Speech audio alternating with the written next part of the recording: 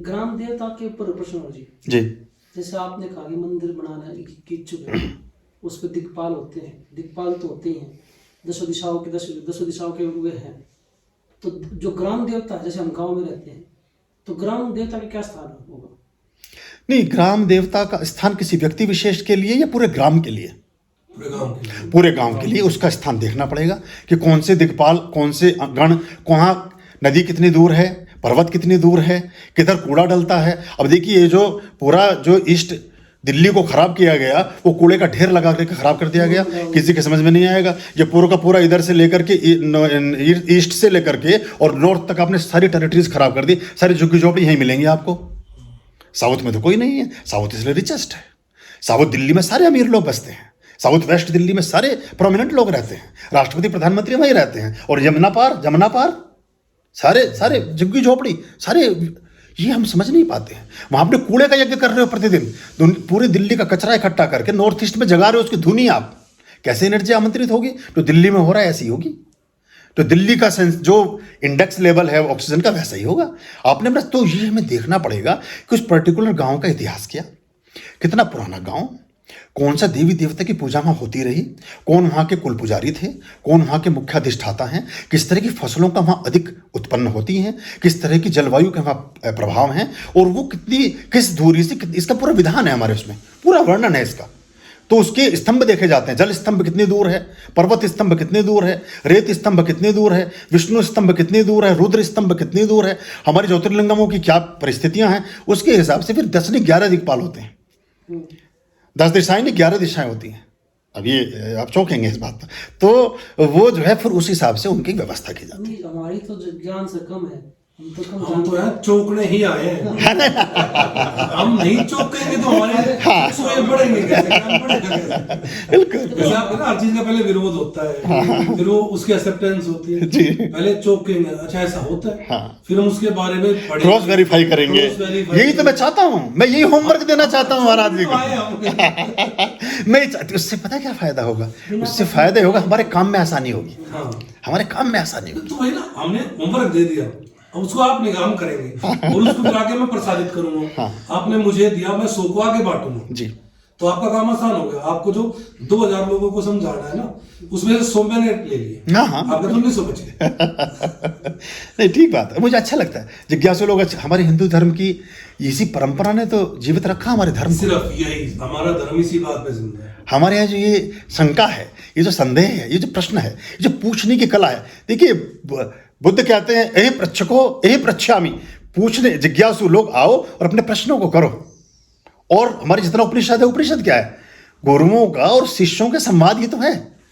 उपनिषद का तात्पर्य भी यही है कि परमात्मा के यानी परमात्मिक ऊर्जा के यानी गुरुओं के निकट बैठ जाना। उपवास का अर्थ भी यही है। मैंने अपनी बात शुरू करी, मैंने यही तो कहा था, जब हम आपसे बात करेंगे तो हमें साइंटिफिक स्पिरिचुअल सारी चीजों में जवाब मिलेंगे जी। जो बाकी पुजारी पंडे वहां ये चीजें नहीं मिलेगी। हमने कहा ना 10 दिक्पाल है, तो उसी लाइन पे चलते रहे, क्योंकि उन्हें पता है अगर उन्होंने हमारी बात काटी तो दक्षिणा नहीं मिलेगी। वो आपको खुश करने के लिए मैं वही बोलता हूँ, दुनिया आपको खुश करने बैठी है और मैं उसको खुश करने का काम करता हूँ बस। मैं 8 भी दिक्पाल कह दूंगा, 8 के उखाड़े भर देगा जी, ठीक है। नहीं, ऐसे भी हैं कि उनसे कहा गया कि दिक्पाल की पूजा, बोले जी वो तो भी आए नहीं। उसे लग रहा कि ब्रजपाल का भाई दिक्पाल भी है कोई, बोले वो अभी आए नहीं थी, ब्रजपाल ने भी तो दक्षिणा दी है, अभी दिक्पाल भी आएगा तो उसकी भी कर देंगे। ये पंडित जी की बात है।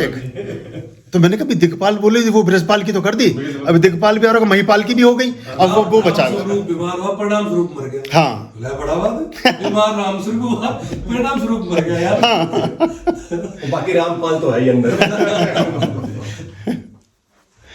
तो ये ऐसे चल। आपने एक चीज अभी कही, तो मैं उसके विषय में जानना चाहूँगा। वो जैसे आपके हर एपिसोड में ना 10 महाविद्या जी, तो 10 से अभी आपने 11 दिशाओं के बारे में कहा। नहीं, ये महाविद्या है। हाँ, मैं सिर्फ मेरे को 10 से यानी कि प्रश्न याद आया, और आपके हर एपिसोड में सारी पुस्तकें और लेकिन 10 महाविद्या जो ना सबसे बड़ा अक्षरों में है, मैं देखता हूँ।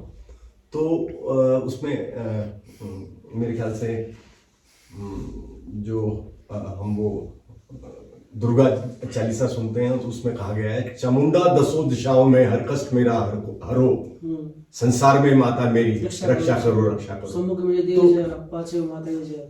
तो मैं 11वीं जो आपने अभी दिशा के बारे में वर्णन किया उसको, इस 10 महाविद्या से उस 10 दिशा का कोई तात्पर्य ना, इससे दिग्पाल का कोई लेना देना है, ना इससे दिशा का कोई लेना देना है। माता पार्वती की 10 स्थितियां हैं जिसमें वो सबको शक्तियां भी बांटती है विश्व जी। कुछ हद तक कह सकते हैं, कुछ हद तक कह सकते हैं ये अलग 10 कमांडमेंट्स हैं, पावर के सुप्रीम पावर्स हैं जो पूरी दुनिया को संचालित करती है।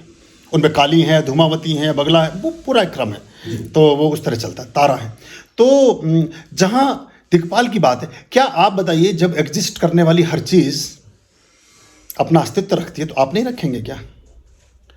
एक छोटा सा जो पान का खोखा खोल रहे हैं, एक छोटी सी जो वीथिका आपने स्थापित की है, जिसका अभिसंचन किया है, जिसकी प्रतिष्ठा की है, जहाँ पुष्पार्चन या धूम्र लेपन या जो भी उसका सब कुछ कर रहे हैं, पूजन कर रहे हैं, उसके लिए तो आपकी आस्था और सारी चीज़ें हैं। क्या जो साक्षात देव स्वरूप व्यक्ति जीवंत खड़ा है, परमात्मा का साक्षात अंश, जिसमें परमात्मा की हर ऊर्जा पूरा प्रकट रूप में दिखाई देती है, उसकी कोई दिशा नहीं होगी क्या? 11वीं दिशा आप स्वयं है। गुरु की दिशा नहीं होती जी, जैसे आप स्वयं की कह रहे हो, तो स्वयं में तो गुरु होगा। नहीं, आप जब इस क्रिया को कर रहे हैं, आप एक मनुष्य योनि में होने के नाते स्वयं मनुष्य भी हैं, आप ऋषि भी हैं, आप गुरु भी हैं, आप सब कुछ है, लेकिन आप स्वयं भी हैं। आप खुद भी तो एग्जिस्ट कर रहे हैं, या तो आप है नहीं, या तो आप है नहीं। अगर आप हैं तो फिर आर्यं शरणं शुभमस्तु, संभव करणं अरमस्तु। आर्यं शरणं शुभमस्तु।